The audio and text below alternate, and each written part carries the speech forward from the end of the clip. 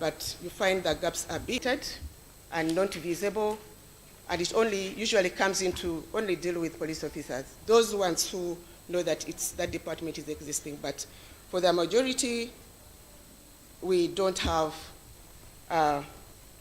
counseling services.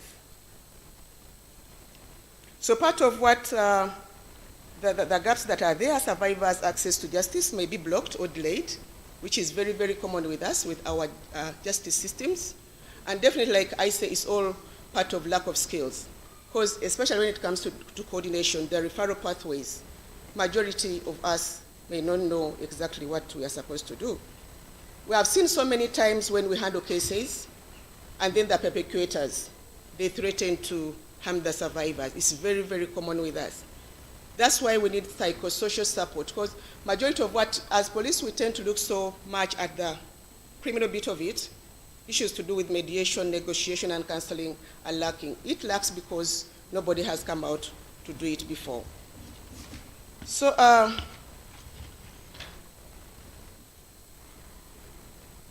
let's get to 23.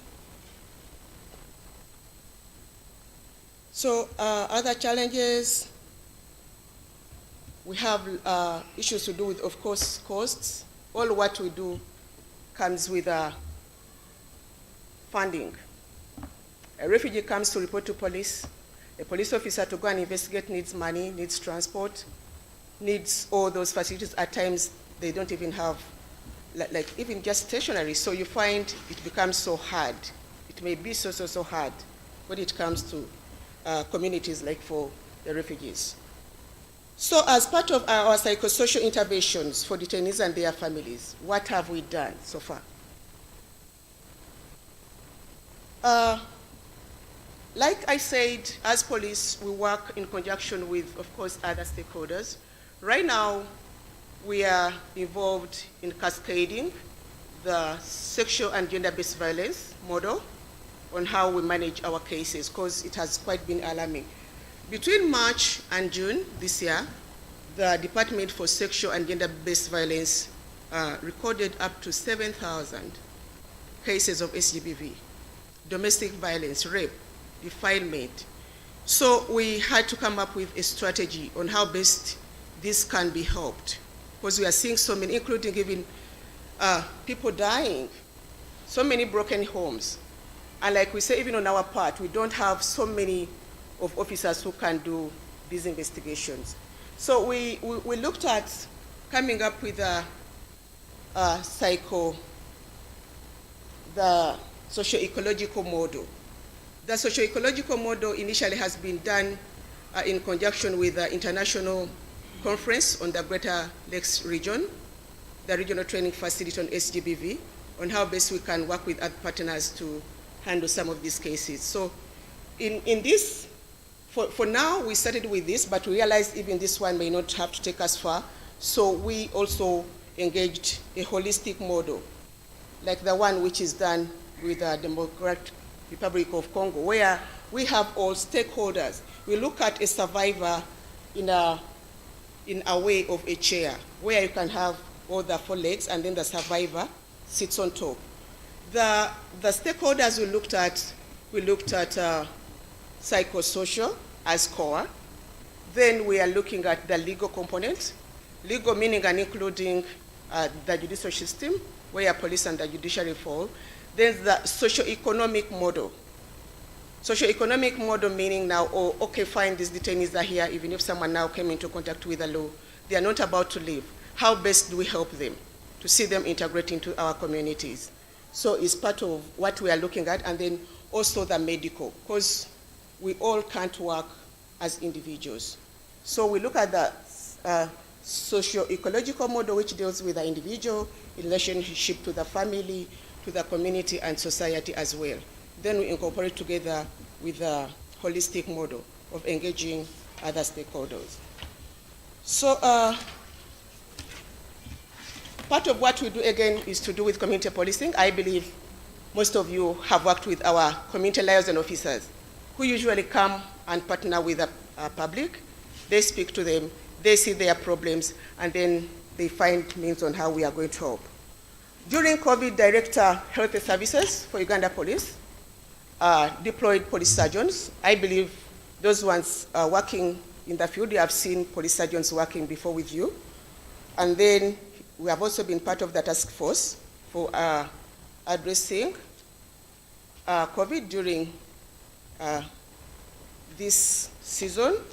And also Director Legal and Human Rights also has lawyers who are working closely with these settlements and the hosts in all those regions. So part of the recommendations right away that we could look at and how best we can address these challenges that face with not only the detainees and the host communities, we emphasized immediate training of police officers in specific psychosocial support and mental health. We appreciate the ones we have are more of medical, but we are not even enough to be everywhere. So a psychosocial training curriculum, we do training, but we don't have a particular curriculum we use for training these officers, where we engage all other directorates of child protection, SGBV, gender, canine health workers, and then embracing the holistic care model, establishing counseling desks. Ladies and gentlemen, if this can be done perhaps maybe at a regional level, because we have close to 28 regions, below which we have districts. If those ones were to be there to help with part of this, it would be also of help to us. Then issues to do with the proper coordination of other stakeholders on how best we address. Then the funding opportunities, including having funding by the government of Uganda, because the core mandate of protection of civilians lies with the government. We embrace change, and finally, I can talk about us having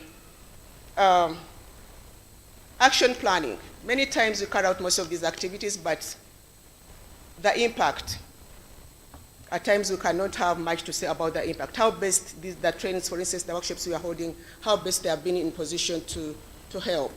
Right now, Moses talked about how we work in conjunction with the judiciary and other stakeholders and the jailers, but jailers for now actually is now changed into governance and security, because we realized as government they are doing a lot of funding to us and a lot of activities, but the impact on the ground is not much visible.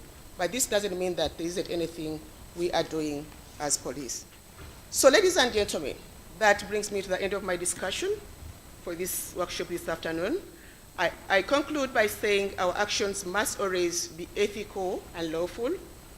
We have to treat others the way we would wish to be treated. So with those few, but many words, I take this opportunity to thank you so much for having been a good audience. And I believe after here, we are going to keep working together as stakeholders. I take this chance to stop here. And of course, having been sent by the Inspector General of Police, who is none other than the Martins Okoth Ochola, we thank you so much, especially the Refugee Law Project, for always considering police as part of your partners. I thank you.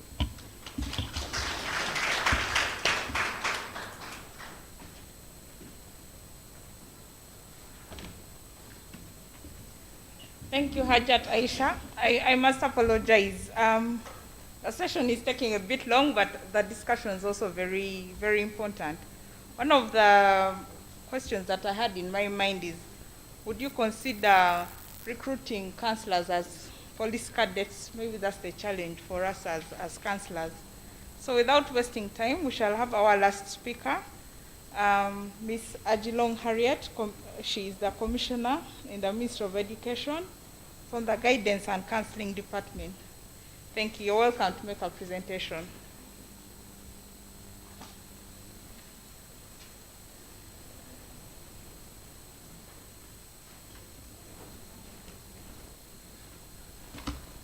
Good afternoon, ladies and gentlemen. She's already mentioned my name, and I would like to thank the Refugee Law Project together with the Uganda Counseling Association for the invite. My topic is mental health and education are schools equipped for the mental health needs of learners in Uganda? I'll try to make a summary. Now, Madame Ruth already gave a definition of mental health. I would not like to go through it, and also the mental needs of learners, children. So what is in place for the learners in our schools? From our point of view, one, we have the Department of Guidance and Counseling that is supposed to oversee the mental well-being. And as you're all aware, as part of our effort, a part of the efforts in the teacher training curriculum, there is a course unit that attempts to prepare the teachers as they're getting out, because they're taken through guidance and counseling, developmental psychology, and definitely this hinges on also mental health issues.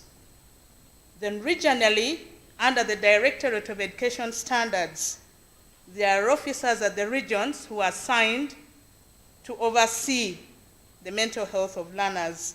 And still, I think it was last year, local government instructed districts to assign officers in charge of guidance and counseling, and we're assuming that they're also handling the mental health. Then traditionally, in every school, whether it's primary, secondary, or the colleges, we have persons who are called senior women or senior men teachers, including teachers in charge of guidance and counseling.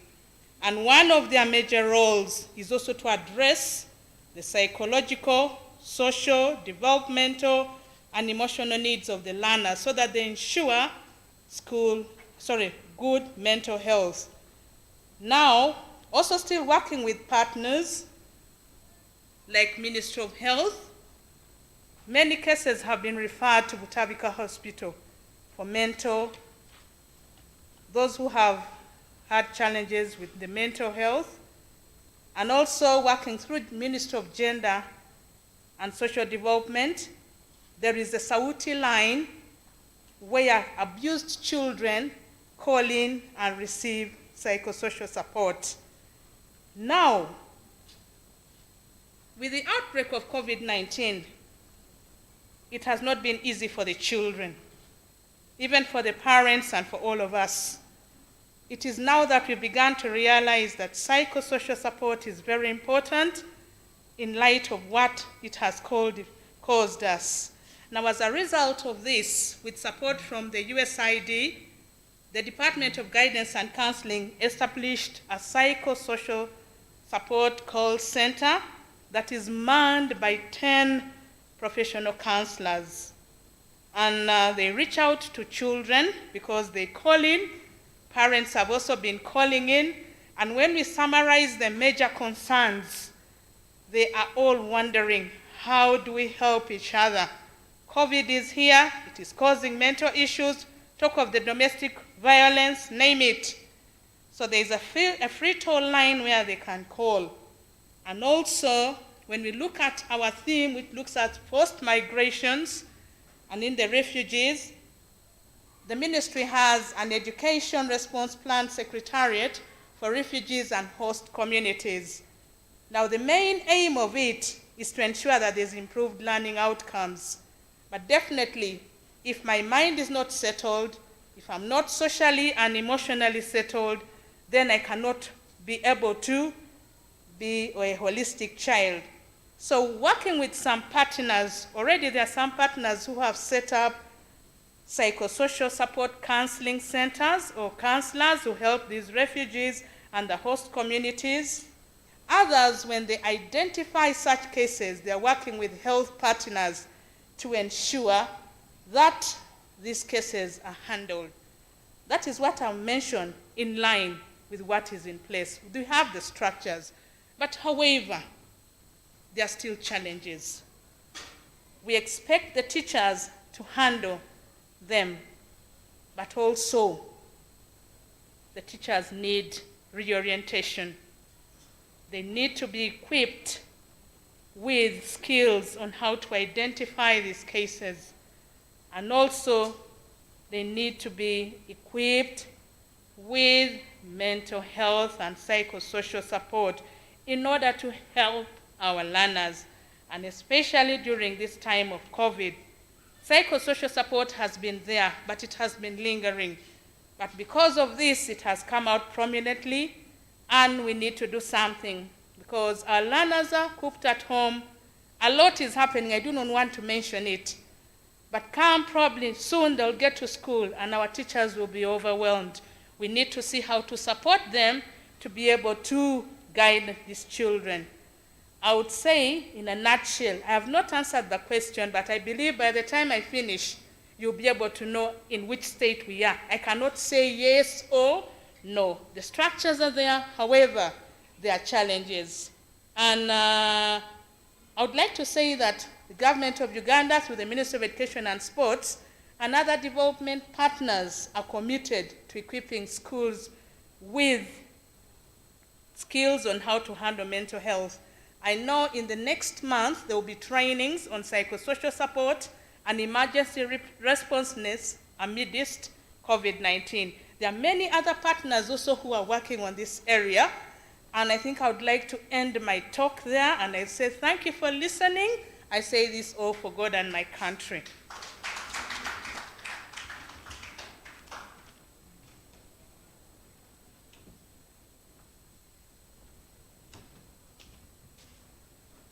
Thank you, Harriet, for that presentation. You're right, we don't have answers right now about mental health needs of learners. There are very many considerations we need to make. Our time is fast spent. We have gone beyond time. So I would request that maybe we'd have 2 questions from the floor and then also get comments from online. If we just have 2 comments or questions and then we get also comments online and then we close the session. Thank you. Yes.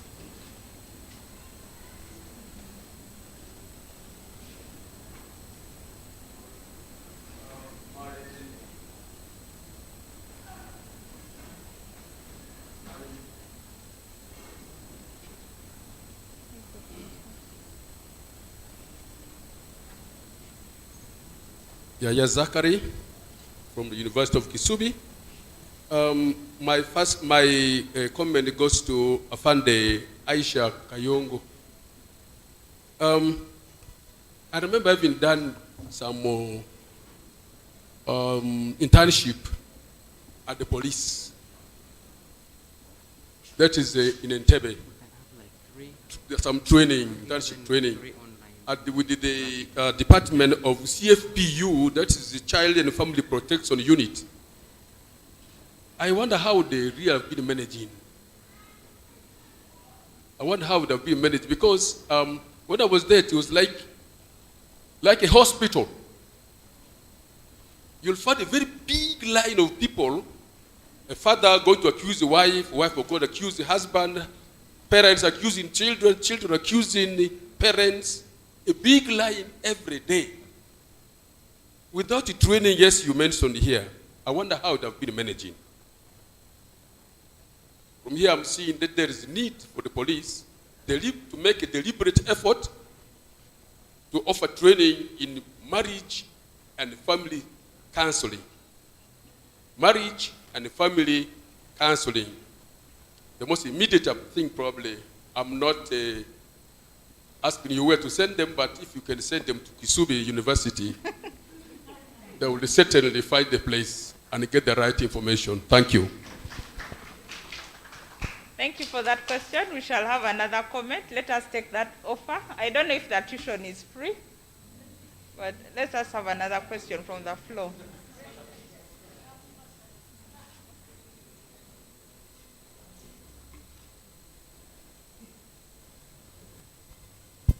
Madam, please go ahead with your question. Thank you for this opportunity. I thank you, the presenters of this afternoon. Mine goes to Hajat Afande, Hajat Aisha. It is a concern, I should say, because I've had a case of a man who was domestically violated physically by his wife, so he could come to counseling. Then I told him whether he has come to police for some kind of assistance or whatever. He was actually due for suicide. And he told me, I can't go to police simply because I've been there several occasions and they ridicule me. Even in the community, like if I call in-laws or whatever, I'm ridiculed all the time. They tell me, how can a whole man be physically abused by his wife? So it's a challenge. You get to the front desk at the police with an issue, you are ridiculed by the police officers whom you would expect to help and understand you. Relatedly to the senior women teachers at school, young girls have issues, but when they go to the senior woman teacher, it's like she spreads information about this girl's case or issues. So most of the times they keep their challenges to themselves, and at the end of the day, they harm themselves. They are not getting any help at all. So how are you going to manage that? Thank you for those questions. One last question, then we shall hear from the online audience.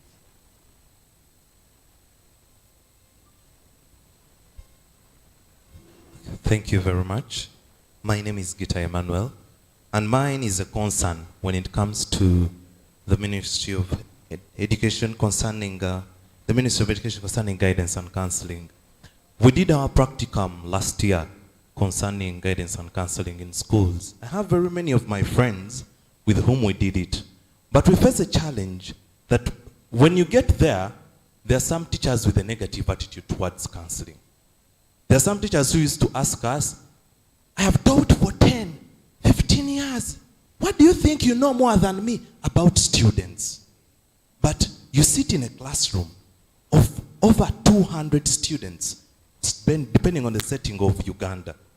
You cannot know all of their issues. And as well, students could come to me and they would tell me, you know what? I cannot share my issues with the teacher. Because at the end of the day, it's the same teacher who is going to stand in class and teach me. And there is one who faced stigma. A teacher gave an example of the issue she shared because they do not have the clear understanding of confidentiality concerning matters of clients. So my continuous appeal is, can we encourage teachers to liaise with counselors on a higher basis, just refer, but do not condemn and kind of disagree with them in some matters. Thank you very much. Thank you.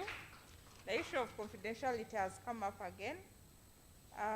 Maybe we shall go to hear from our online audience, the comments that are coming through. Then we shall give about 1 minute each to each of the panelists to respond.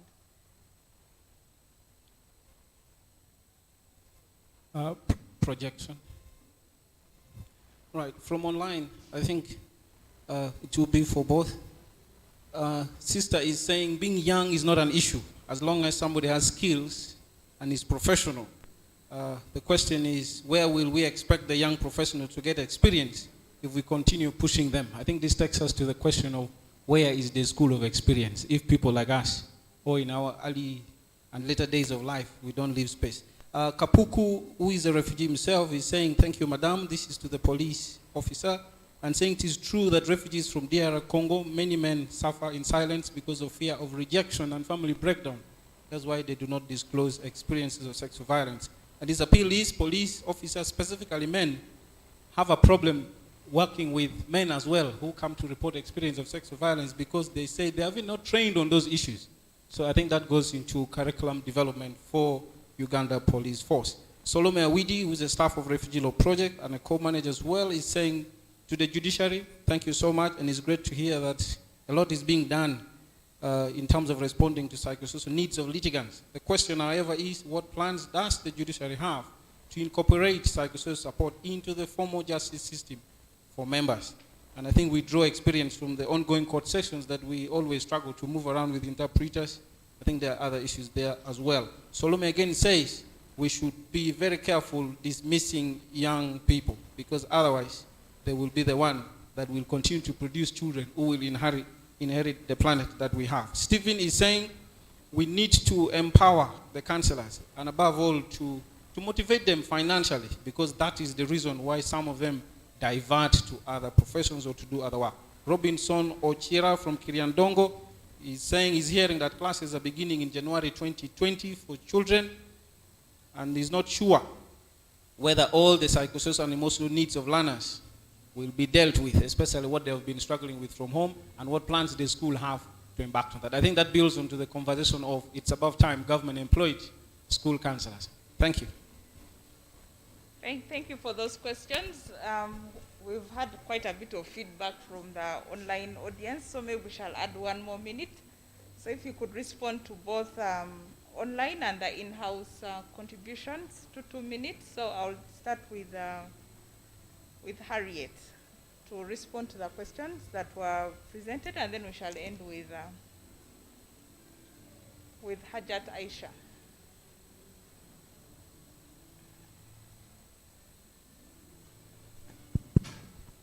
Thank you very much. I would like to thank our colleague.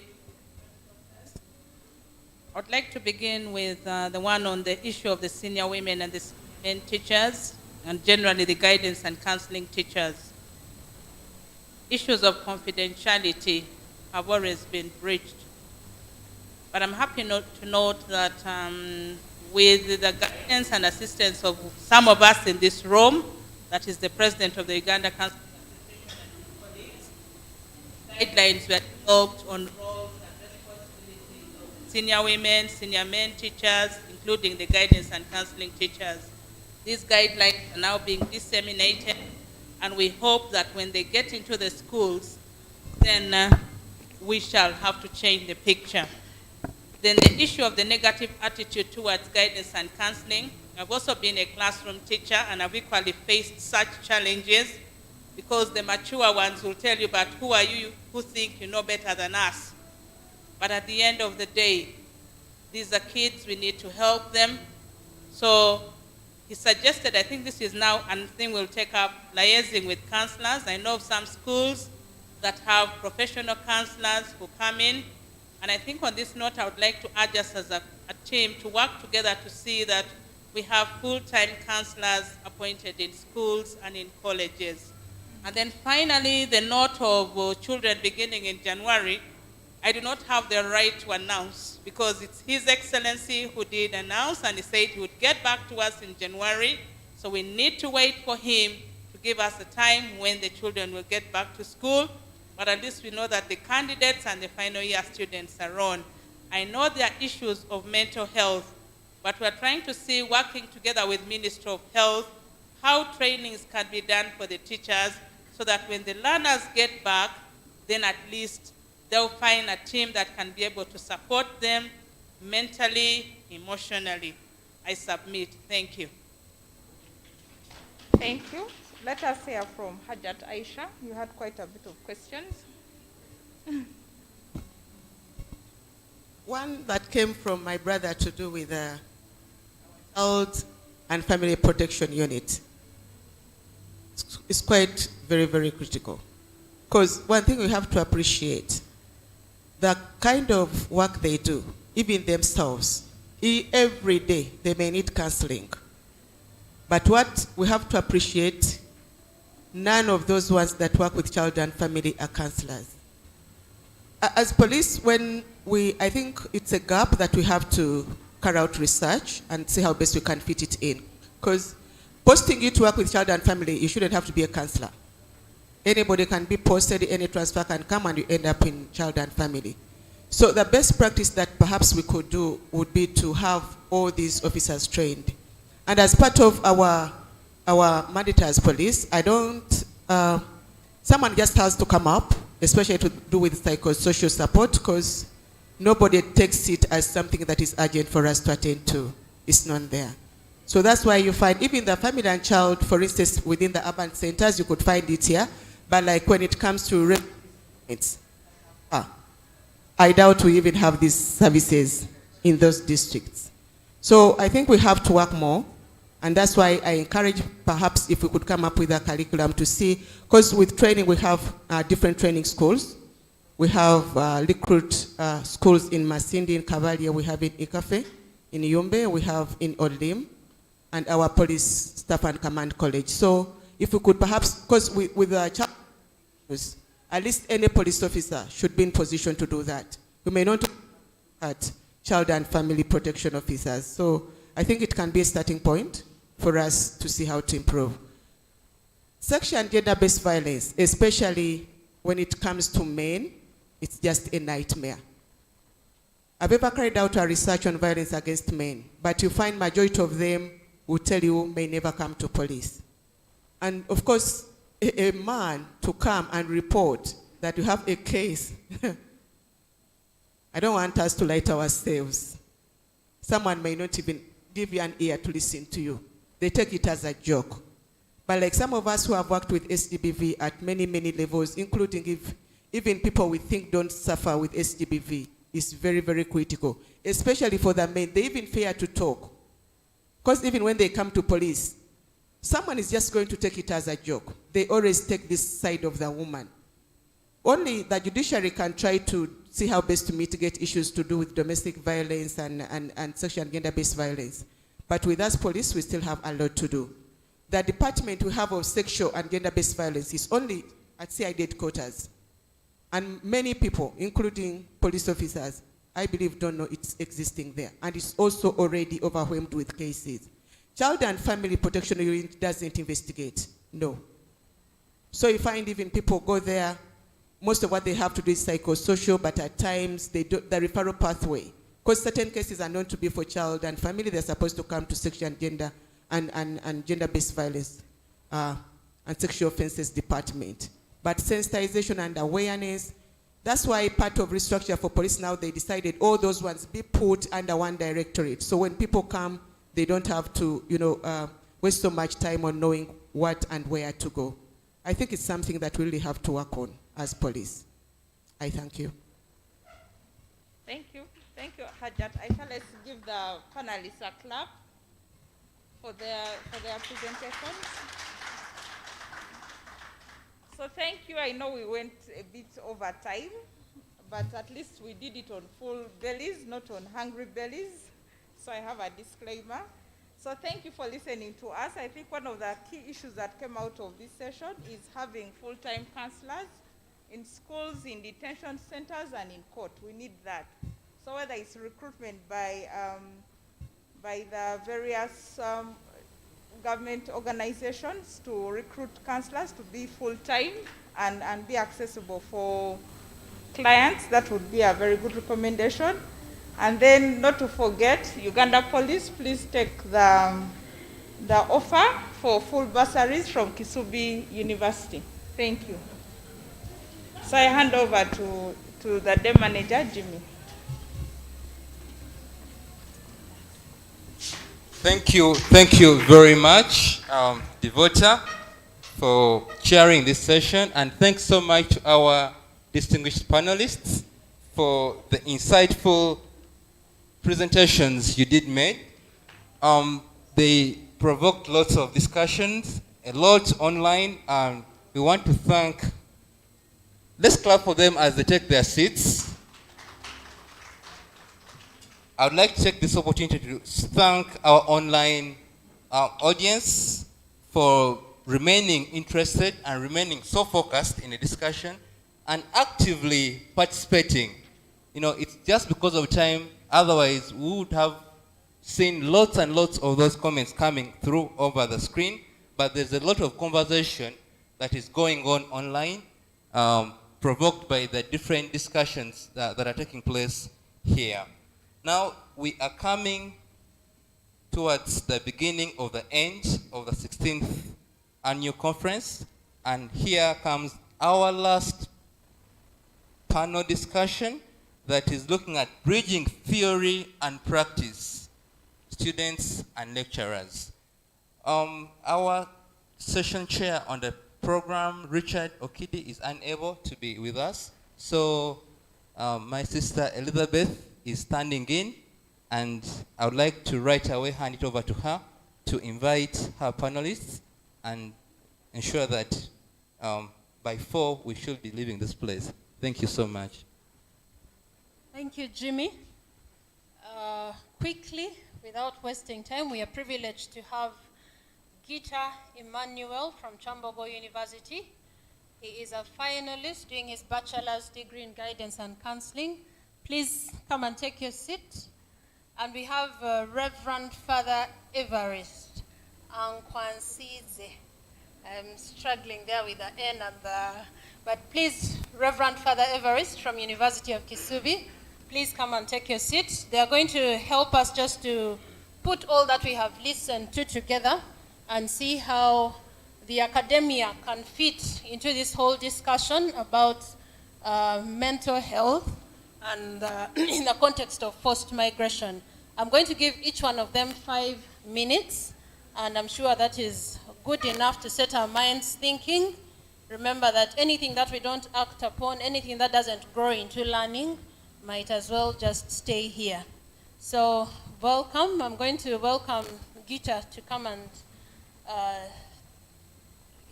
take the first slot to speak. And then after the 5 minutes, we shall have Reverend Father come and speak to us. Thank you.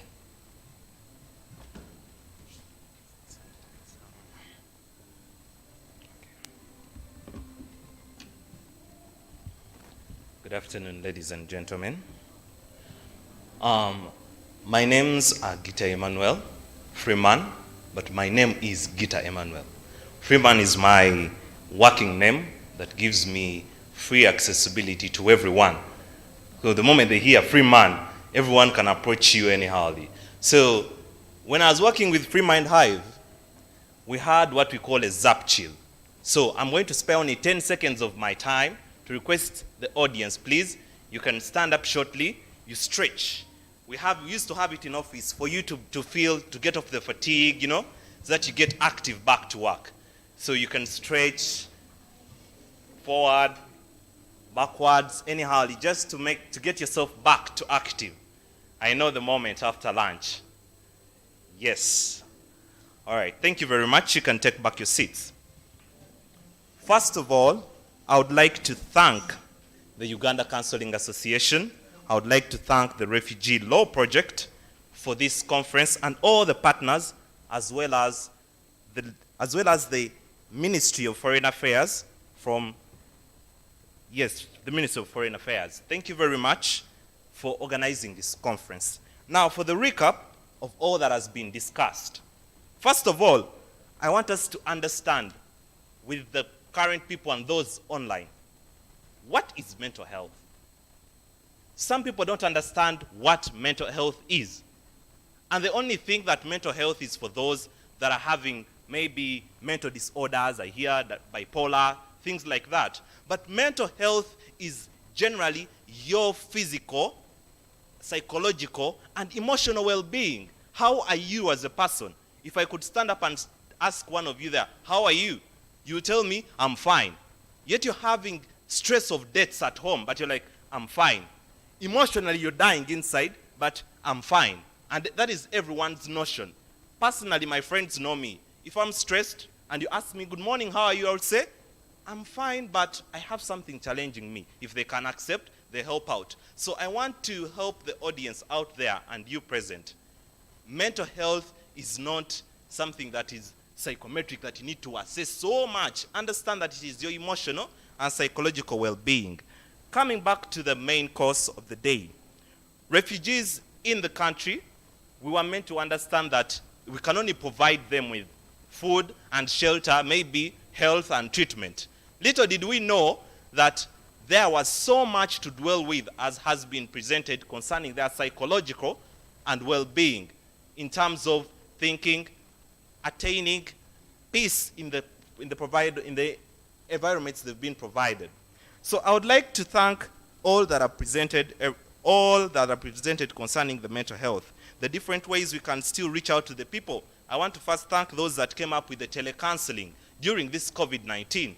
I've found it very helpful because I as well used it on the different students that could approach me, or my fellows that could approach me on Facebook, on my Instagram, on Twitter. Someone comes and is like, you know what? I see you post about counseling. Can you help me out? So we used to use our phones, contact them, and I still keep on checking on them. So this is not too much science for everyone to use. How do you use your phone when you wake up in the morning? Do you post maybe your first post in the morning? Is it about the recent killings? Or it's about a motivation message? That is my daily use of my phone. early in the morning. Even these recent risks where people lost their lives, where people lost their lives in the riots, I'd wake up in the morning and at least give a consoling message to anyone who was there. And I believe I have friends who have come from different countries seeking for asylum in Uganda. We talked about suicide. I can give you an example. I have a friend from Congo. Currently, he's having refuge in Uganda. But on top of this trauma and grief they had before, as they came in Uganda for asylum, they had other issues. Now, let me bring about the love issue. Right now, he called me 3 days back. He broke up with a girlfriend. And what he's looking at is, I love this girl so much. I've invested a lot with this girl. And now she's telling me that we are ending. He wanted to end his life because he's in Barara, actually. He wanted to leave and just come to Uganda, and he's like, I'm tired of everything. Because they've had breakups for more than 5 times. But he's still insisting. As we focus so much on the grief and the trauma that comes around the issues in their homes, and as well as what they face when they reach here, can we also dwell on their daily activities? How do they relate with people? More so even if it is within them and there are other people that they come with. Then limited funding from the government that has been approached, and I love to thank all the government officials that have been here, and you've been able to address our query concerning the funding towards psychosocial support to the refugees and as well as the whole of Uganda. Normalizing the conversations of self-care and opening up for caregivers. Counselors out there, psychosocial support providers, you really need to take care of yourself. Because we also break down. As you go to work, you might have a lot of clients. I've told you I'm a finalist, but I started practicing this when I was in senior 6 as the head prefect of Mount St. Henry's High School, Mukono. I started my counseling with the students at school. Even if it was not professional, it's what inspired me to come up for the counseling in the university. But as well would break up. There are times where you'd wake up in the morning and you have academic pressure on you. But as well you have clients to attend to. So I request that you also take off some time, counselor self-care. Do it. Have some fun. Go out. Yesterday we were here for a conference. After the conference, I had to meet a client in the night. That very friend of mine, the Congolese. But I was like, you know what? Before I have a session with him at 10 p.m., let me first go out and stretch a bit. I had to go out with some friends, sit down, had a drink, and got back home. That is part of self-care. How can you take care of yourself? Even those in refugee camps. I know most of the times you listen to those heartbreaking stories. Most of the ladies, our mothers, our sisters, our friends, you easily break, unlike us, the men. Someone tells you a story and you might break in front of the person. Yes, it is not professional, but you cannot fail presenting your emotions. But you should also be in position to collect yourself together and help the people in the situation. The other thing is we wanted to bring about connecting the theory with the practice. Some of our students out there, and those that I've studied with, I would like to thank Mr. Adrian and Mr. Gaston, the president of the Counseling Association. They've always encouraged us, go and practice. Where you go wrong, you come, we correct you. We have our friends who think counseling is all about sitting squarely, leaning forward, and, being empathetic, being confidential. Confidential with what? What are you keeping? You've written the client's information. You've covered, you've put in your file, you've gone to bed. Have you tried to share professionally with another to get information on how to deal with people? I've been volunteering in schools. Now coming to the Chambogo University Counseling Students Association that we started up as students. It was an initiative that was engineered by Mr. Adrian, the PRO of Uganda Counseling Association. We brought up the idea and we put it into consideration. Right now we are doing what we call school tours. Before COVID, we would visit different schools. We put in our request on voluntary level. And we have been able to visit different schools, and the feedback was good because first time it was free. The other time they were calling us to pay. I remember my former school invited me, Mount St. Henry's High School, Mukono. I went with a team of 3. We thought they were going to give us a transport fee of maybe 20,000 each. I was surprised to open the envelope, and it was 300,000. And the HM told me, I didn't expect this from you. So my fellow young practitioners out there in the counseling profession, don't wait to get the paper. The paper is going to be an additive to me and those I've been working with as evidence that I participated into counseling training. But I've already gotten some experience, which I feel proud of myself, but by the help of our lecturers. Thank you very much. And on the other thing, I request we involve the religion. In church, how often do they bring out counseling message to the people? Actually, I wrote an appeal. I wrote an appeal to one of the members of Namgongo Shrine, because that's where I have my prayers from. He advised me to go and meet the executive members as well as involve UCA. We want to push this to church level. After Mass, can I get 2 minutes or 3 minutes? Pass on a message. There are some refugees who can fund themselves, but they're out of refugee camps. But they're living in their own homes, living with stress, depression of all the different things they had out there. So I kindly request we involve them as well. Media platforms, they were here and they are still here. I kindly request to develop some programs. Welcome the programs you're going to bring, because I'm going to engineer that to move to different televisions and radios to see how best we can provide psychosocial support to everyone wherever they are. In their different languages, if possible, God willing, that will happen. And on the other thing, I request to reduce the negative attitude as my final point. Let us reduce the negative attitude towards the young people. The school tours, I started them as an individual and took my appeal to my patron. My patron advised me to see the president UCA to receive some guidance. And it has so far worked so good until before COVID. It does not mean being young, you have no idea. Listen to us, find way of motivating us and adding on what we have. And on the other thing, last but not least, we need to work together in everything. Despite your political party, despite your religion, we are all affected as one. Thank you very much for listening. I'm Gita Emmanuel, and God bless you all.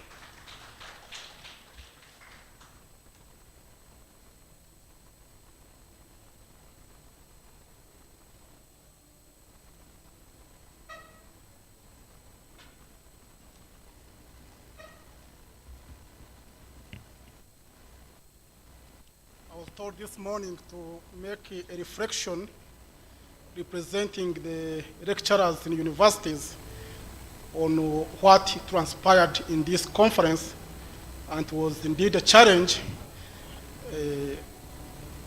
I would attempt to do that in the time I've been given. I'm from University of Kisubi. I've been lecturing for 15 years, and I've been also in administration for 13 years as the Dean of Psychology at the University of Kisubi, and I'm a specialist in family therapy. That's where I have my PhD. My PhD is in family therapy. So I'm honored to represent universities, both present here and outside this conference online as a lecturer, and I think it is a better choice for me to say that I'm privileged to represent from the University of Kisubi. We had 15 different speakers who have spoken about so many other things, but the major themes which we talked about, there's 5 major themes: the mental health and COVID, differences of psychosocial approaches, psychosocial care, gender and mental health, psychosocial wellness of children, health services, and duty bearers. To me, to sum them up, I've discovered that for decades, there have been stigma surrounding the subject of mental illness and how we talk about it. In many cases, how we don't even talk about it. And this stigma on mental health has caused some people not even to seek help. From different presentations, I've discovered that there's a need to streamline a number of things in practice and in training. The narrative around mental health is slowly changing. That's what I've discovered also, and it's changing for the better. Although we still have a long way to go, but I see the narrative is changing. Many institutions in Uganda have started training in different programs of mental health, and a number of other graduates are coming up. and many programs are being accredited by National Council of Science and Technology and National Council of Higher Education. So we are going to have more specialists than ever, and I think we shall cover up the gap which we have been having of pseudo counselors, those who masquerade to be professional counselors, but they don't have any training at all. The institutions of higher learning in this conference, I think, have been educated on a number of things, including how to improve the training of our students and how even we can have counseling services at our universities. And the University of Kisubi opened up rooms for therapy to help staff and also the students who may have issues that need a psychologist or a counselor on board. I've seen through this conference that really we as researchers, we need to have context-based researches, and also we need to contextualize our programs, our academic programs, to meet the needs of today, the needs of time. I've discovered in this conference that as people training, we need to go beyond the day-to-day reports about mental health, but engage practitioners on caregiving and mental health psychosocial support service providers so that we get the gist of what the people go through. Because if we train and we are not in touch with the practitioners, we're likely to rely on theories, and that will not be the best. This conference, I think, has also offered a platform for students at different universities to exhibit their researches, and also it has given scholars a time to present their own different findings. And to me, it is something very good that the organizers of this conference thought about. So in summary, I have 9 take-home lessons. I'm going to summarize them quickly. One is that we are dealing with crisis amidst crisis. Crisis amidst crisis in reference to refugees, in reference to mental health care.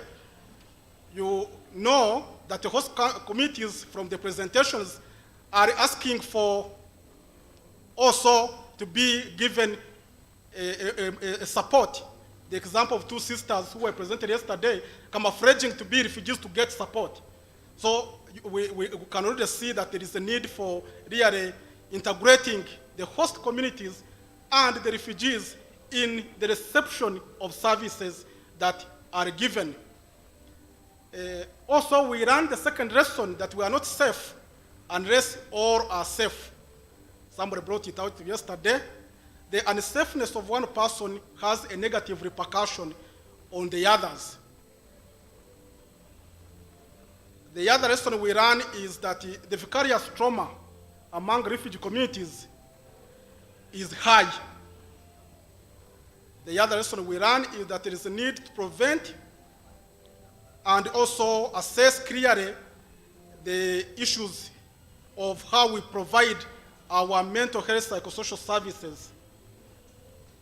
Also, we need to deepen systems of support amidst the hostile environments that we may find ourselves in.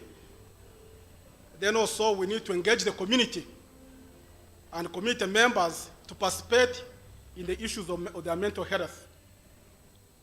The conference, therefore, has given us an opportunity to break the silence of many of untold stories, like sexual violence towards men. We had testimonies, a need to revisit, rethink, or construct issues surrounding our cultures that may have the implications of disempowering some sections of the society. We have also learned that physical wellness is not an indication of emotional wellness. I was impressed on how Mary brought it out yesterday, that even if you provided physical needs of refugees, there is still a need for providing the emotional needs, and she called it psychosomatic sicknesses, which come up even if you have provided their physical needs. So as scholars, we're encouraged by this conference to deepen our research and research should be evidence-based. And lastly, as training institutions, we need to work hand in hand with Uganda Police. From the presentation we just had, we need to work hand in hand with with the Uganda Police, especially the Family and Child Unit, in offering them workshops, trainings, and necessary skills, because we have been told that they don't have specialists of those units. This will fill the gap, and my brother invited them that University of Kisubi is ready to train them at a cost. We are already training UPDF on issues of mental health and also forensics. So they are also welcome to be trained by University of Kisubi. Thank you for organizing this conference, and we have learned a lot. Thank you. Thank you very much, Father Dr. Evarist. Thank you very much, Jita. And just as our day manager, just as our IT team gets ready with any responses from the online audience, I think this was very profound. Is it a counseling practice? If it's a practice, let it be a practice. And then we are coming from a point that our linkage of theory to practice should be evidence-based, context-based. Academia keep in touch with practitioners so that we remain relevant to the needs of the people. Thank you very much, and we will get just two reflections. We have the lady over there, and then we have Rita. Just those two. Thank you. Good evening. I'm by names of Nami. I'm from Chambago University. My recommendation awareness, like I was watching TV and there is a gentleman that was sexually abused, but this personality, the TV personality, was actually loved.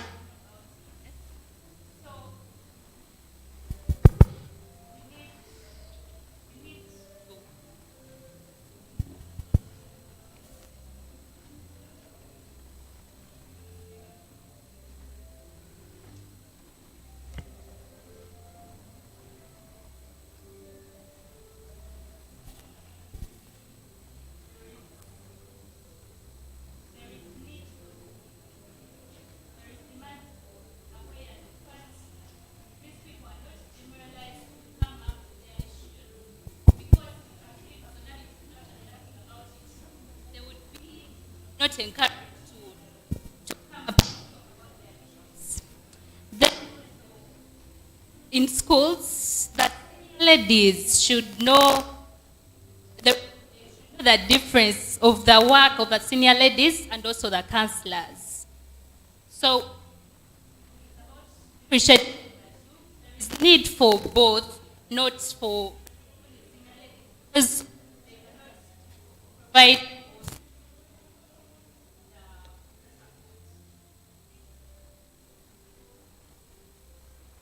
Okay, the next person this side, that's Rita.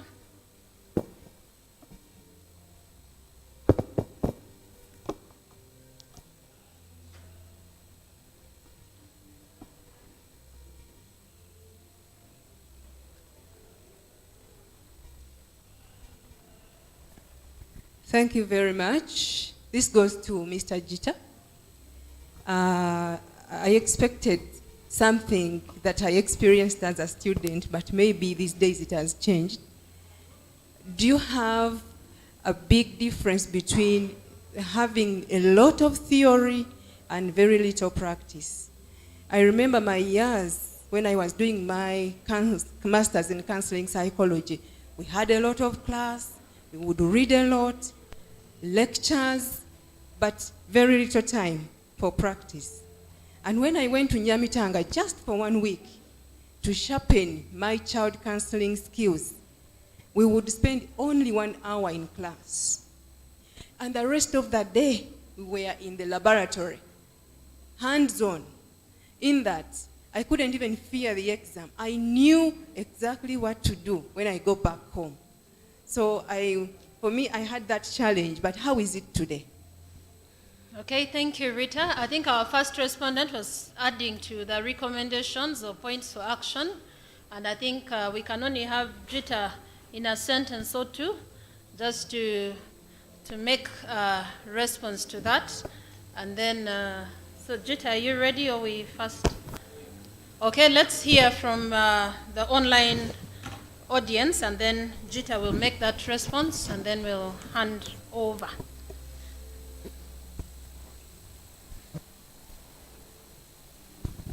All right, thank you from online. I think a lot of it is around thank you. It is also good for the students who are now counselors, seeing the lecturers today. So from Stephen, he's saying, I like the young man. He's very relevant. I underline the word young man and very relevant because we also risk infantilizing people by attributing kind of labels. Like me, I'm also called a young man. It doesn't go well with me because personally I've been the same physical size for the last 10 years. So I think those kind of phrases means a lot, especially if you have survivors in front of you. So I'm not sure whether the young man took it very well, but I just underlined it. And it provoked a conversation, as you can see. If you are survivor-centered, you will not feel comfortable talking to someone who sees you in a particular direction because of your age. So I think this is something that we'll need to advance the conversation forward, just like we have females who females, and sometimes they want to speak to females again. And from Stephen, again, saying, I love the young man, he's very relevant, and nice direction of self-care empowerment. I think the conversation around self-care is one that we will not run away from. For us to be in the right state of mind, we also need people to support us so that we support others. From Irene Nansubuga, I think this is a summary of all the appreciation to the Reverend Father. But Solomon says, availing opportunities to all, regardless of age and gender, allows for better survivor-centered services. Only when the professionals are as diverse as survivors, then this can yield positive results. So for those who run counseling centers, in terms of age aggregation, do you have one person who is fit for everybody, or you have a spectrum that you choose from? I think from online, most of it is around thank you. All right, thank you, Jita. Maybe in a sentence or two. Then we'll have our day manager come and take over. Oh, I think, yeah, you could come here.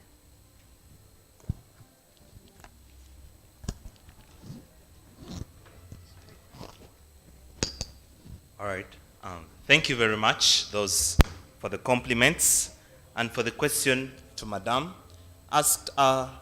She asked how we can, how the university is connecting theory to practice. Now, first of all, I would like to thank our university for the improvements they have done in the counseling training. Before, there was not much of counseling workshops. But now we had like 2 course units. Now the first one was Counseling Workshop 1, where they teach you how to approach a client. So with that, we had an activity where you sit with your fellow and each one of you comes up with a psychological problem or emotional problem. You present it to the counselor and the counselor tries to intervene. And you as well do the same for the other. We were evaluated and we were corrected on where we went wrong and where we went right. And then on Counseling Workshop 2, we're being trained on how to use theories. Which theory have you applied in your counseling? And it was also by recording video, submit the video. The teacher looks into the video. The lecturer tells you, you went wrong here or you went right here. And on the other hand, I still emphasize, all training institutions, if you have students learning how to counsel, help them come up with projects. As I've told you, the one we came out with, she's Madame Charlotte, she's the deputy speaker of the Chambog University Counseling Students Association. She's one of the people that I always move with. We go to field. You meet the different students. Now, we brought it as an opportunity for our fellows to come. At times, a blessing will not find you seated. Wake up and knock it.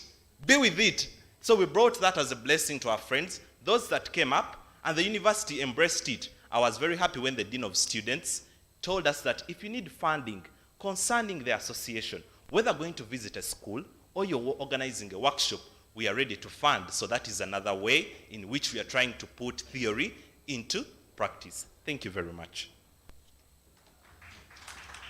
Thank you, Jita. And Thank you, our panelists. As we work at winding up, I'd just like to emphasize that what Gita is mentioning is actually in a document. We have accreditation guidelines that have been designed by Uganda Counseling Association, and within those accreditation guidelines, for an institution to offer counselor training, there are certain things that must be in place in regard to training. So that incorporates the counseling workshops, just as he has laid it out, and that's what we do. So if you are training counselors, Uganda Counseling Association can come and support you to do the standardization of the counseling programs that you're running, in whichever, whether it's police, whether it is in whichever context, we come and support you to do the standardization. Thank you very much. Over to you, the day manager.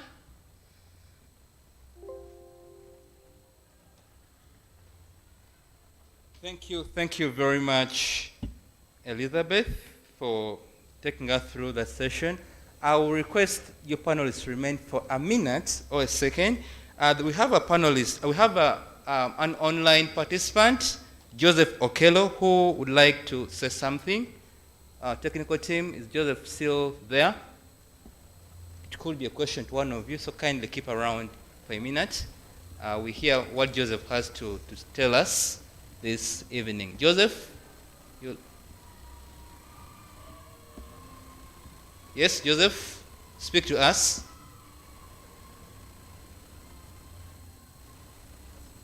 Is it okay? Yes, Joseph, you're loud and clear. Speak to us, please. Unmute yourself and speak to us. Okay, I want to say something. I am Joseph. I want to speak as a teacher and also as a student of Masters of Makerere University. I want to say something about the teaching and the counseling and those other issues surrounding them. What I want to with experience over 15 years, maybe 20 years in teaching, teachers are taught in their institutions as counselor guidance and counseling. But when you go to the field, you find that you have a lot of challenges. One, there's not enough time for teachers to do the counseling at the same time. You have to go, you find that teachers concentrate most of the time in teaching, and the side of counseling is not attended to. Then the other one is sometimes most schools in Uganda don't have enough facilities. You find there are few classrooms, and you find that there are no departments for counseling. Sometimes people have to do counseling under trees. Maybe not even there, just standing the client with the student. You find it's not very possible for a teacher to carry out the issues of guidance and or counseling the students. Then the other, of course, for a long time, most of the time, the Minister of Education did not recruit teachers. So most of the teachers were recruited on private basis. So there has been the teachers have not been there enough to carry out the issue of counseling in schools. And of course, there is also the issue of the policy. I think the policy of the Ministry of Education to carry out and counseling departments and also Joseph, you're breaking. So that they can be able to So I think some of those issues should be carried out. It's a very important thing. But of course, there should be a deliberate action by the Ministry of Education to carry out the issues of counseling in schools so that we're able to liberate our children, because schools are real nursery beds for the future leaders and the future emissions. I want to end that for now. I thank everybody for participating in this workshop. Thank you, Joseph. Joseph raises quite a number of issues. Raises the issue of a policy, issues of private teachers, teachers doing private training. I'm sure the commissioner, when she's closing, perhaps she will be able to put in context some of these conversations, unless when the panelists wanted to say something briefly regarding Joseph's presentation. In a minute, please. Can you have the mic?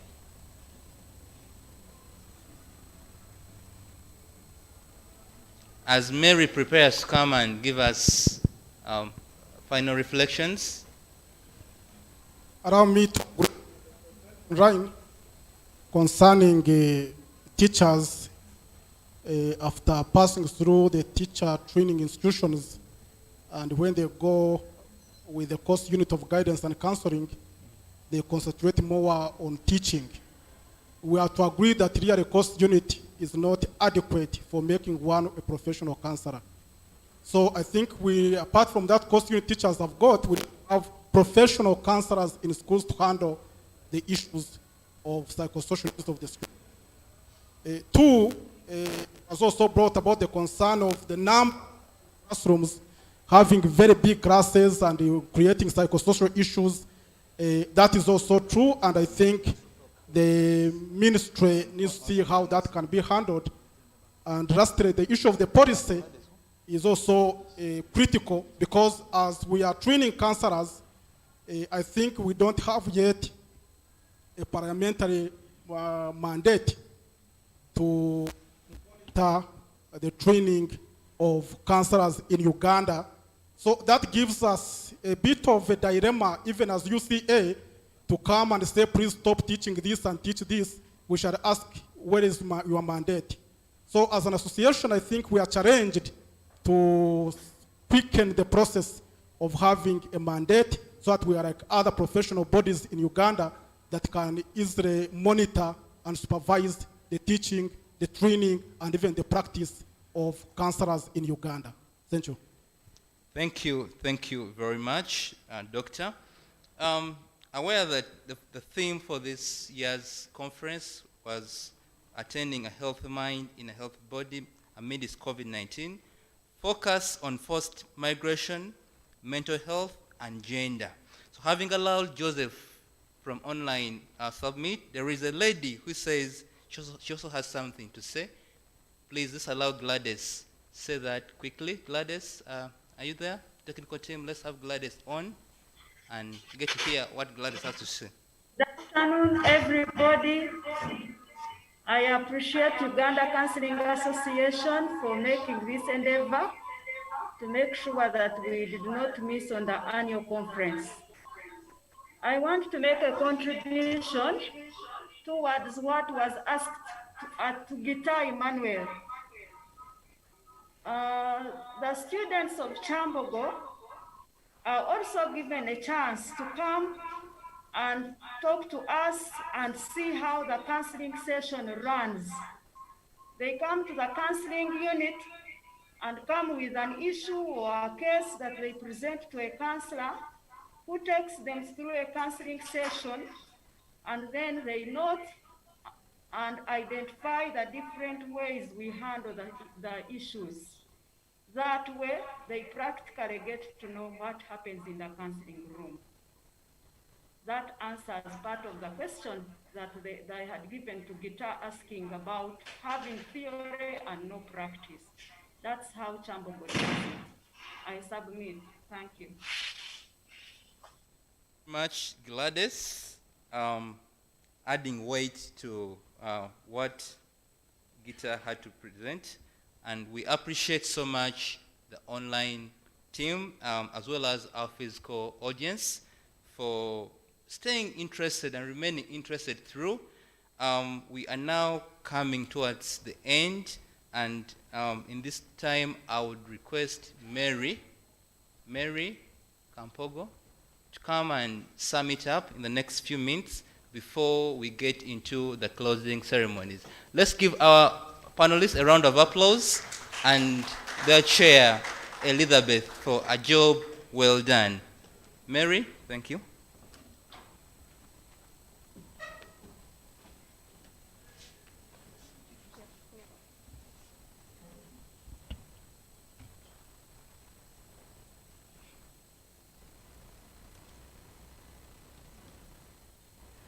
Yes, good afternoon. Thank you, our session chair, Elizabeth, and our final panel, which was composed of the lecturer and the students.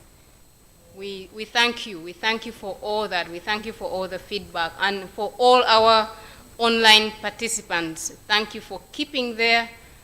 We know that we had a break that we had not initially prepared to have. Thank you for understanding and staying on. We appreciate. And we take it that actually you're interested in the issues that we are discussing here.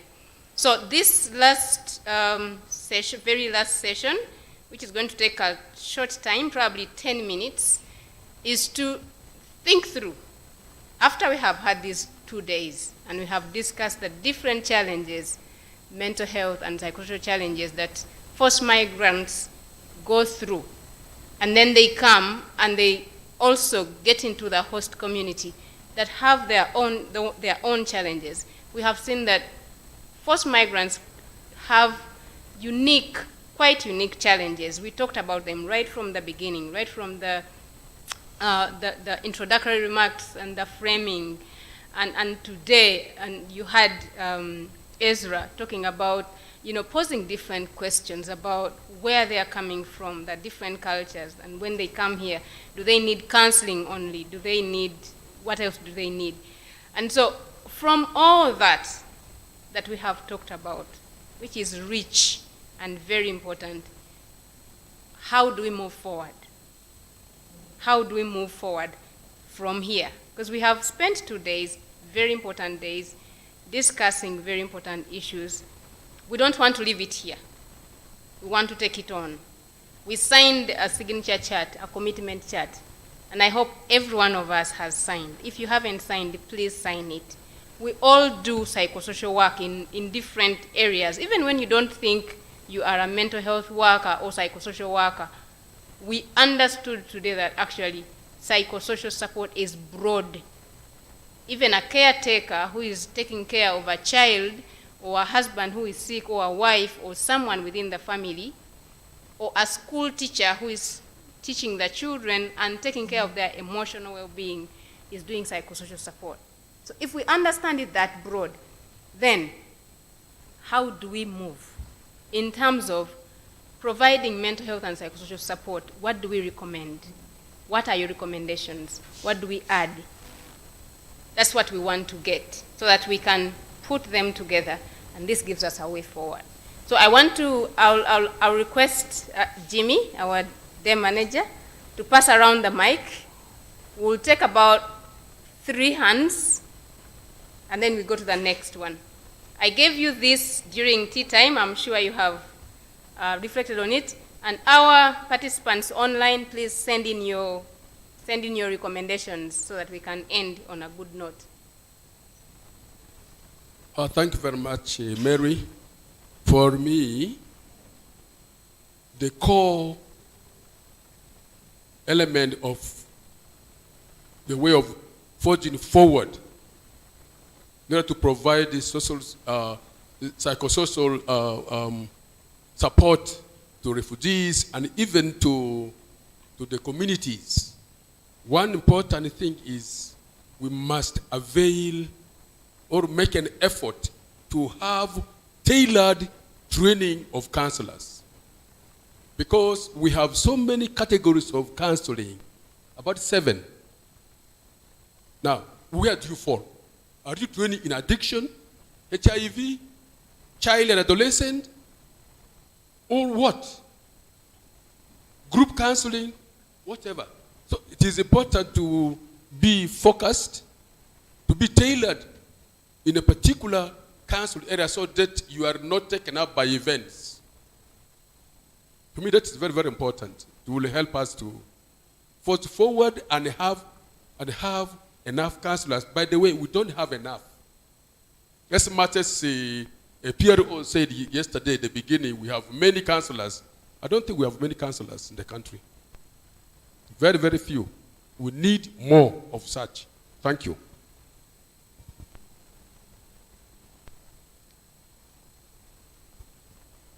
Thank you, Madam Mary.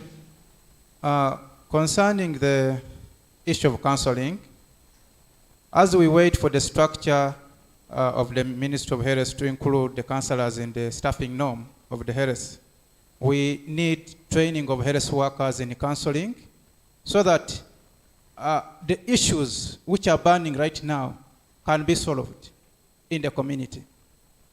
And then issue of sign language, which is also a critical issue in the community. Thank you very much. Thank you.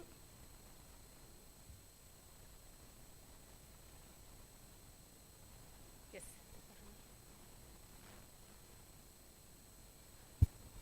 Thank you.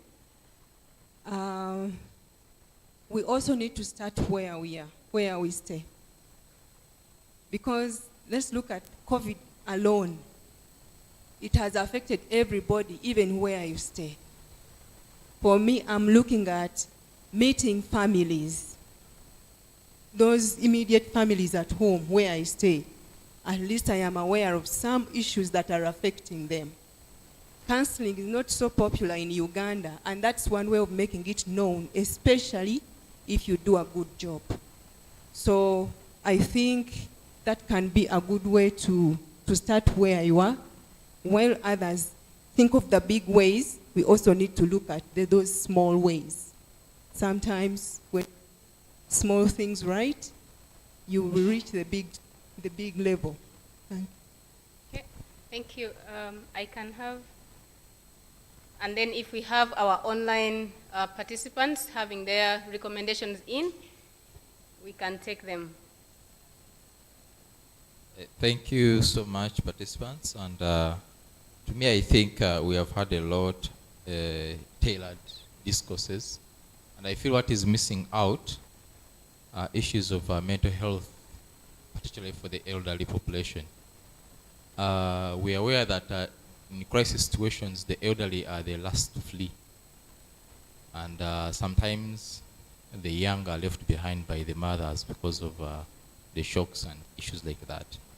So I think the elderly population needs to be given a central attention, especially around this time during COVID crisis. You can't imagine an elderly surviving on the earnings of the young, the youthful, the children. So I think they are suffering a lot, silent. Who cares about them? I think refugee law project should give those populations a central focus. Thank you. Okay, thank you.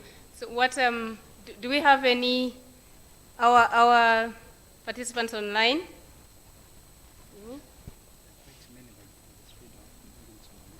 Okay. So so we have Alan Stephen saying focus on parents, guardians, local authorities, religious leaders who are influencers to children's lives to see, appreciate, and ground a great value of children's safety and mental wellness. In brackets, demystifying cultures of quieting and keeping children in closet. And then Ben says, I suggest the way forward is that UCA could follow up with the Ministry of Health as soon as possible to allow government put counseling officers and supporting them at their works in all health centers, starting from Health Center 3 to referral hospitals countrywide. Okay, so there are many, but I can read these. What I can assure you, our participants, physical and virtual, is that we have our rapporteurs taking these and we'll put them together and we'll be able to share. So all the recommendations you're giving to us, we will put them together and we get them back to you. But what I hear people say, especially with the training, is that we need to train more counselors, but we also need to train them appropriately. And probably what I can add here from the discussions we have had is that we need to train them to understand the uniqueness of the needs that forced migrants come with in order for the training to be tailored towards their unique needs. That's from what I listened to people saying.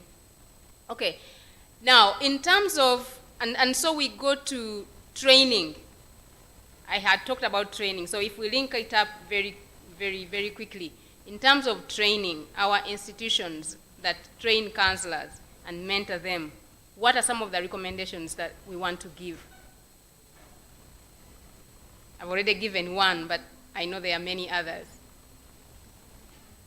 So if we can have some hands.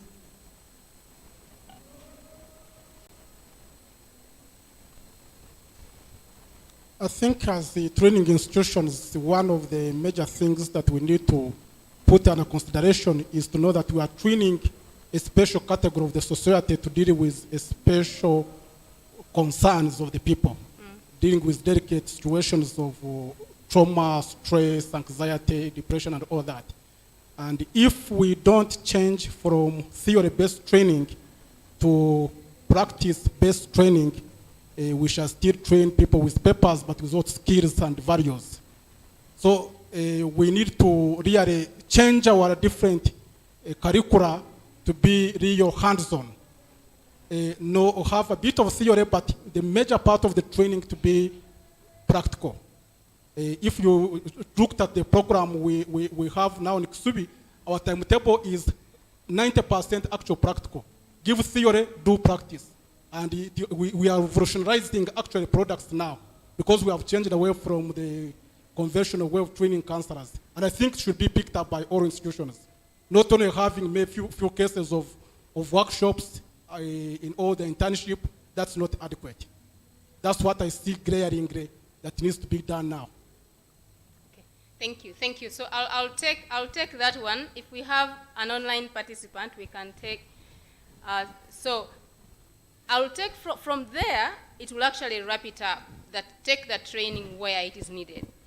So it's a special group. We need to understand it, and for us to understand it, we need to be trained in the kinds of needs that they have, and the kind of support that they need. Do they need group? Do they need individual? For us to be able to bring in approaches that actually fit the kind of community that we are dealing with. So we'll end with that, and then I'll take Florence. Okay, Florence wants to talk to us, please. Good afternoon. I thank the organizers of this conference. It has been very enlightening.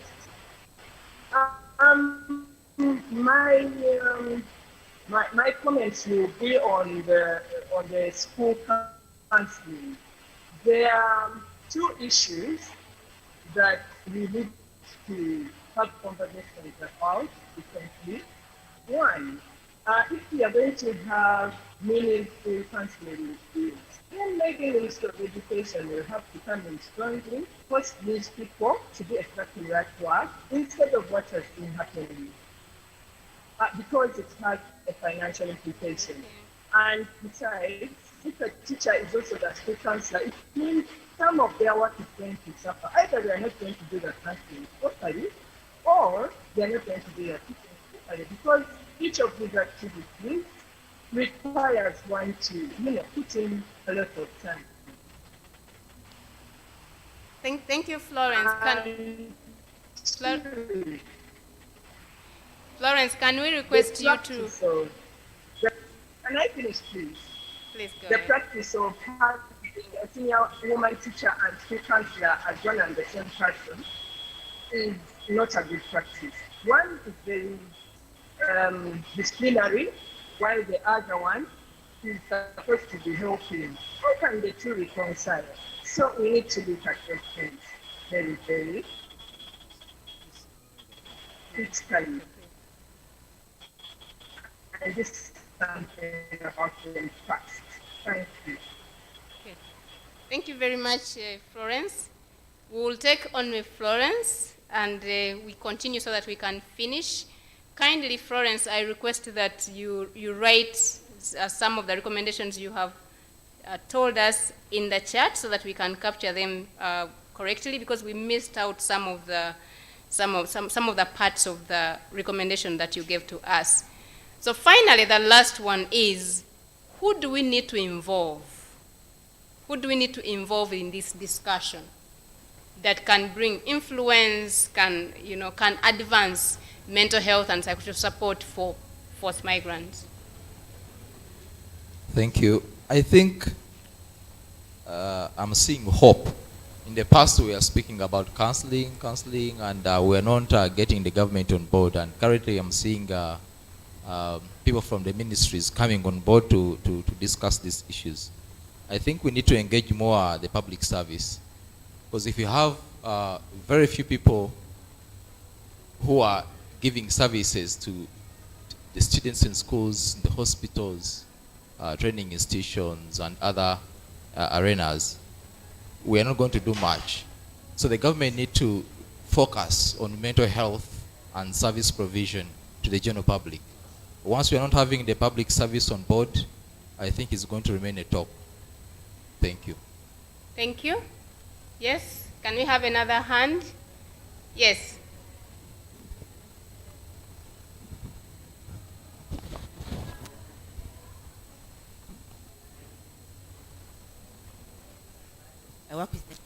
group. And I know the power of the media. And so if you use the right media and package the message in the right way, there's a lot you can achieve with even limited. I think it is, because for the time I've been here, follow up on the ground.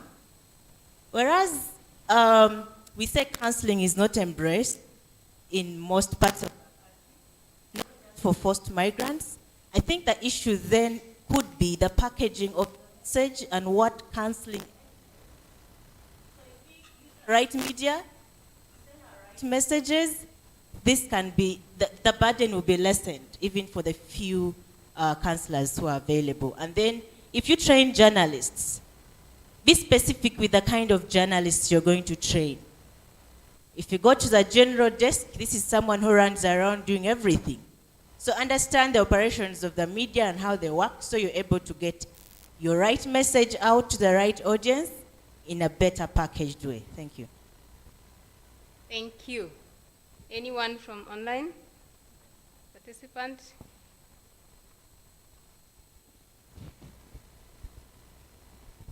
Okay. So as we wait for our participants online, I think what I listen to, what I'm hearing people say, and from all the discussions we have had, is that for psychosocial support, we need to know the needs. But we also need to know the most appropriate ways of meeting those needs.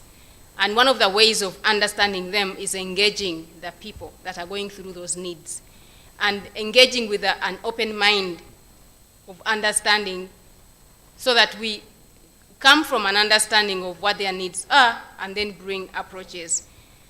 And then for training, I think what I hear is that we need to understand the issues of forced migration, and mental health workers, training institutions need to take that to their institutions and begin to help their learners or trainees understand those needs so that they can tailor the support. And then finally, what I hear people say is there are many stakeholders involved, without forgetting the people on ground, the religious leaders, the cultural leaders, the schools, the people themselves that we serve, we support, the refugees themselves, the host community themselves, involving them in this kind of discussion. I'm sure that the more refugees we bring into the space, we saw that 2 refugees that talked about their experience, they gave us a different kind of fit. So this is what we can take forward, and probably in the next conference and other conferences that we are going to organize later, these are some of the things that we need to take forward. And then so we shall take these, the final ones that we have discussed, and others that have been given after the presentations, and put them together. And then that will give us a way forward to move into the future in advancing the psychosocial and mental support for refugees and host community. I want to thank you very much, and I'll take you back to the day manager to finalize the program. Thank you.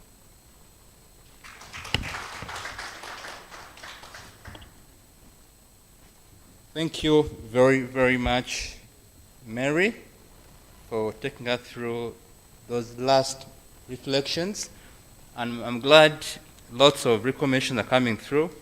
And we'll be sure to incorporate all those in the products that will come out of this. As we wind up, I know shortly after the closure, I will not have, my mandate would have expired. I would like to say thank you so much to the audience. Please clap for yourselves. And the online audience as well, we thank you so much for keeping with us, for remaining so interested, and really you've given meaning to what we call blended, engagements. It's a new norm that we are struggling with, we are learning. I apologize for whatever perhaps didn't go so well, but yes, the learning curve is still growing, and we we know will get better. Amidst us, we were joined by a one Opoka Geraldine. Is she still in? She's moved outside. She's a dance therapist, and a fitness instructor working at Utavika Hospital. Those who are interested in dance therapy, how wish she was around, but yes, she had asked to inform people that that kind of therapy is available, and organizing an event, so she's out, so we can't dwell so much on that. Allow me invite the principals who organized this conference.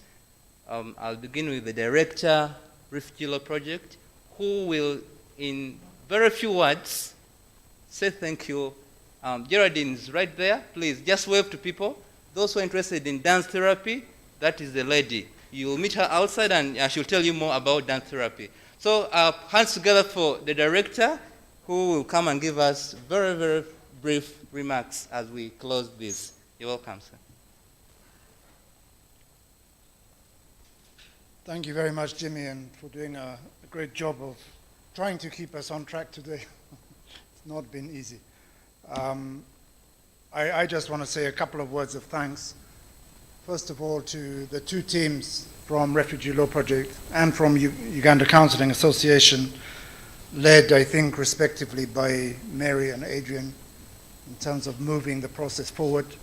As we said yesterday, we had tried to get married in March, and it was postponed up to now. So then, you know, when you postpone a marriage, all sorts of questions can come up.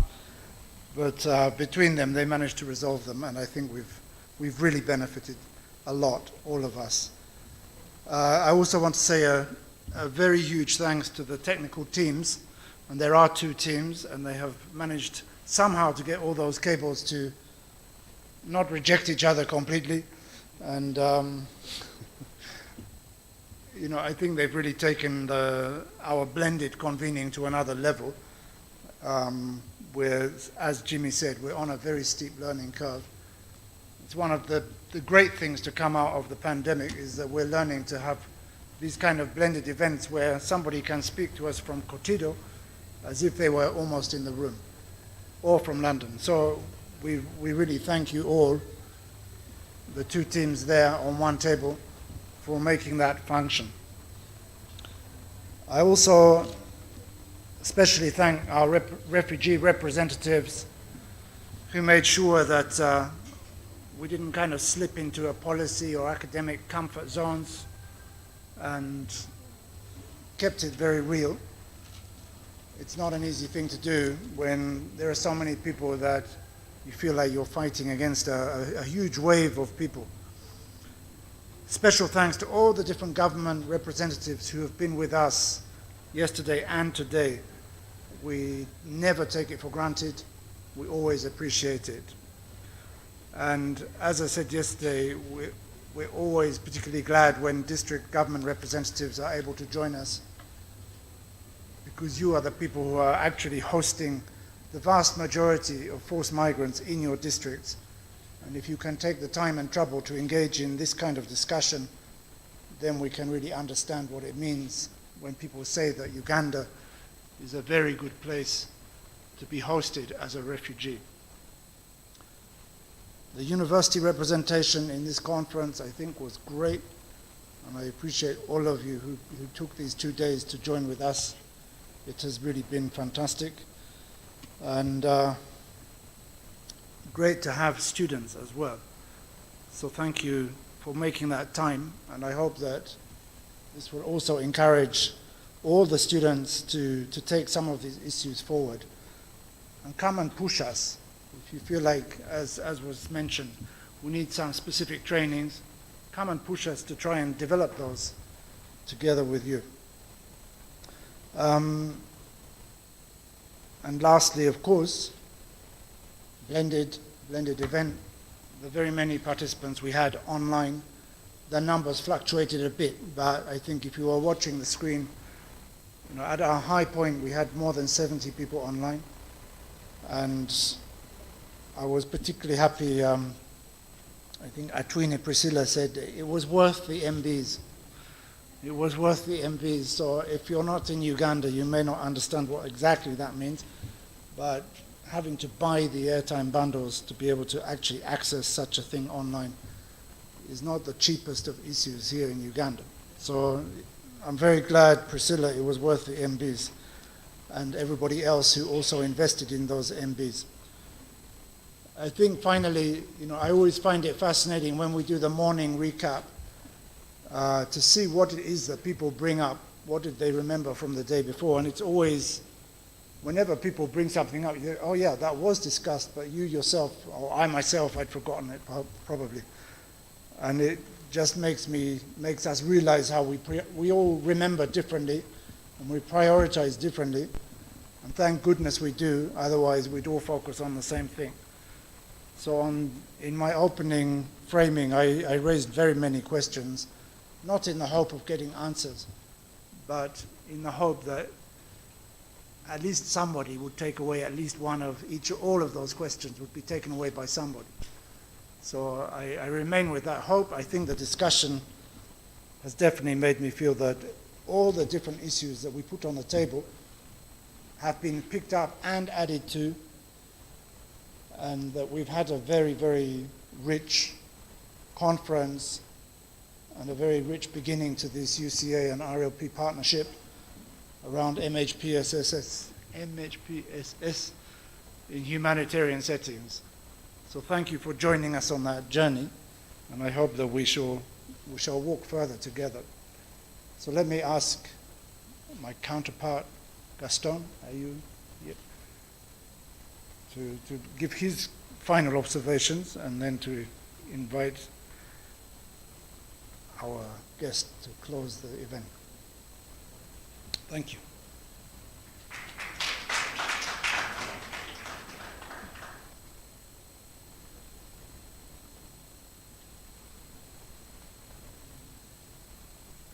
Good evening. Are you still awake? Thank you very much for staying alert until this hour, and thank you very much, Dr. Chris, for those kind remarks. It's been a long way. It's been a long day, and those of you who are online, it's been a long 2 days. Thank you very much for sticking with us. We thank you for engaging in the discussion, and I think this gives us a direction of the things that we need to do. A few clarifications on some of the things that came online about the mandate for counseling practice. That aspiration still remains. We've engaged, we've had discussions with the Minister of Health. What they were proposing for us was not very acceptable. We had discussions with the Minister of Gender, Labor and Social Development, and Harriet will probably know that she has a document that she received from us with regard to that effect with the Minister of Education. So, but I don't want to preempt anything. What I'm saying to the membership is that discussions are going on to see which government agency should reflect or should regulate counseling practice and psychological services. So that discussion is going on, and at the right time, when we have something tangible to show you, we'll be able to show you that this is what we've gotten. So it's like you've sent us hunting and we haven't captured anything to present back yet. But we haven't lost the game yet. So those of you asking what happened, we are still on. Otherwise, thank you very much, people who are online. Uganda Counseling Association brings together counseling agencies, those people who provide counseling in their practice. We would want to make sure that the people that you employ as counselors do not burn out. They don't get destroyed by what they love to do. So as Uganda Counseling Association, we make sure that we provide them with the right support that they need. We are in the process of developing a framework for counselor supervision, that if you are going to be a counselor and to provide counseling, you should have your own counselor too, as a matter of requirement. The question has been, do we have counselor supervisors who are trained, or do we have counselors who are trained to counsel. Those are two different levels. The fact that I know how to counsel does not mean that I know how to mentor another person or to support another counselor who's probably burning out from vicarious trauma. So we are engaging some of our colleagues who have received advanced training in counselor supervision to see how to work that way out. So in the near future, you'll hear us tell you that in order for you to continue doing counseling, we need you to have a counselor supervisor because we need you to stay safe, we need you to stay healthy as you are able to help others. Otherwise, when you get injured, emotionally injured, then you become a burden to us. You become an additional burden to us, and yet we would want you to remain active and helping others. So that's going on. Before COVID, we would be holding, Uganda Counseling Association has different events other than conferences. So every 2 months, when we do not have an event, we run a fellowship. A fellowship is a thing, we meet on the last Friday of the month. Usually we are meeting at our office in Ntinda. And then we find one of us who presents on a topic of interest. And then after the talk, we talk among ourselves, we share a cup of tea, we network, and then we go. The last one that we had was virtual and worked well. So we are thinking that probably in January, we shall be having another virtual fellowship. So look forward to that. And you could, if you have something that you want to present to the membership, like I was intrigued by dance therapy. I don't know whether we dance traditional dance like the other one, or whether we dance the other one of jumping where I come from. I'm not sure. But if we want platform for you to comment about this, we already provide you with that. So we can have that day, and then you come and present, and then people will ask you questions, and those who need further training will probably tell you about that. So we provide that platform for new ideas, for things that you want to comment about. So please don't wait until the next conference. There are things that happen in between. Previously, before COVID, we were also organizing regional conferences where we would take counselors from this part of Uganda to another part of Uganda, depending on what they asked for. So we've been to Mbale for Eastern region, we were in Jinja, we have been to Guru, we were in Arua, and we were in Ambarara. And in May, we were supposed to be in Fort Portal. And then the Fort Portal one could not take place because of what happened in the country. We are still hoping that the Fort Portal team, we shall find a way of doing it virtually, now that we found that this method can also work. So things are continuously happening, there are things going on. The Professional Code of Ethics, the 2nd edition is out, so please secure your own copy. And for those of you who will be renewing your membership, in addition to having your identity card, you're also going to have a certificate of registration. So you'll have a certificate of registration that you can present to your employer, that you can present as a credible member who should be trusted with the lives of others. So those are the things that are happening, and as they unfold, we will be able to let you know about it. While I was seated here, I told you we had invited a few of other friends who are in other countries. We particularly had Professor Danny Bush from Universal Botswana.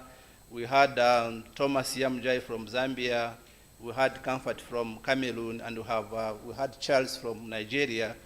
And the discussion that we were having online was that why shouldn't we hold a conference that covers all the countries? And so that's a discussion that's running on some platform right now.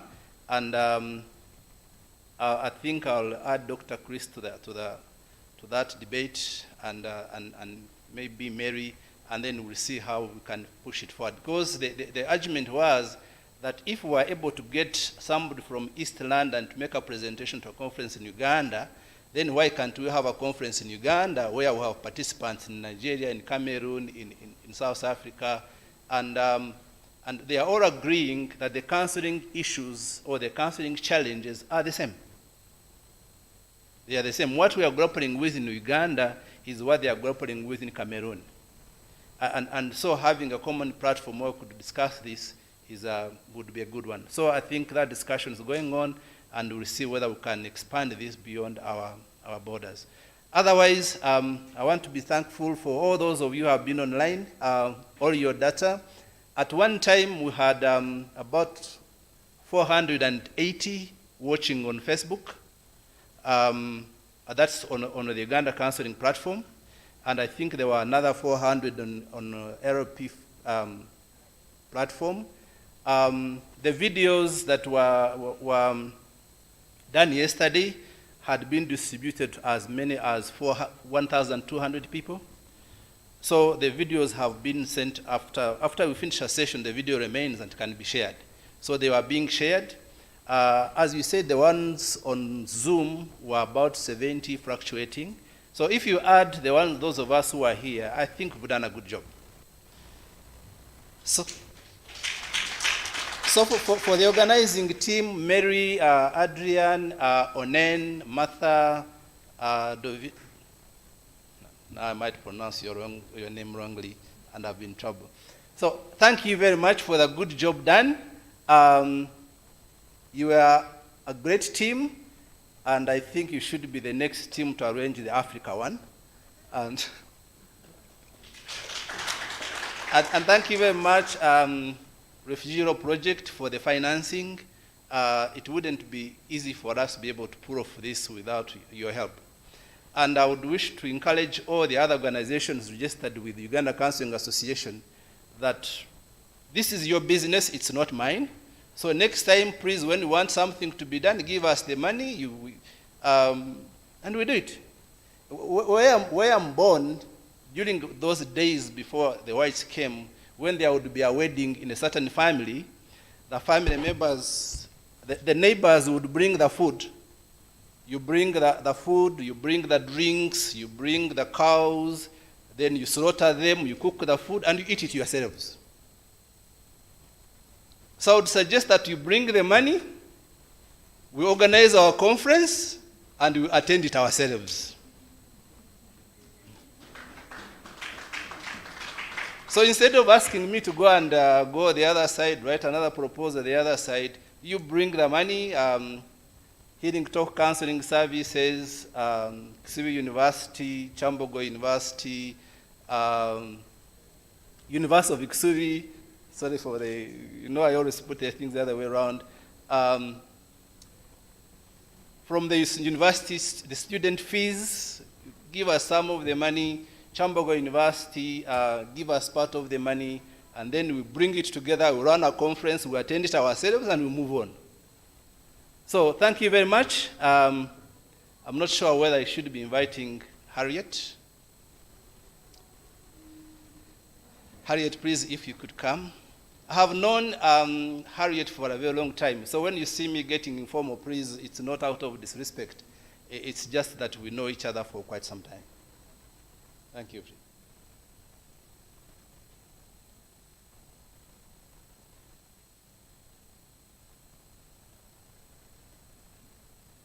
Thank you, Gaston. Good evening, ladies and gentlemen. I would like to observe all protocol, and I'm very happy to be here. The conferences have been on, but this is my first time to be here. And I told Gaston I'll be here today fully, and I thank God I came. This is our 16th Annual Counsellors Conference, whose theme has been attaining a healthy mind in a healthy body amidst COVID-19, focused on forced migration, mental health, and gender. It has been 2 days. A number of issues have been discussed, and it is my prayer that the recommendations will be taken on so that we'll be able to attain what we have discussed today. I would like to thank the Refuge Law Project for the financial support to the Uganda Counseling Association so that this conference has been held, to all those online who have participated, and to all the audience here. Thank you so much for your support. I'd also like to thank let's clap for ourselves because we have been active. For the online participants, I'd also say clap for yourselves too. Thank you so much. I do not want to say a lot. We need to digest what has been said. Gaston and your team, the technical team, thank you so much. Gaston, your team, it's a big task ahead of us. We need to see how we can attain what we have mentioned. And the theme is actually the right one amidst the circumstances that we are facing.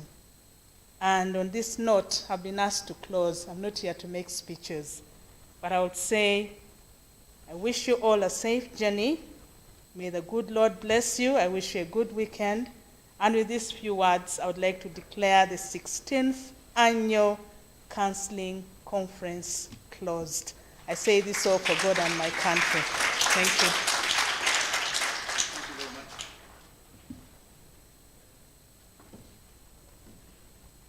Is there anything else for me to say? I think you can leave at leisure.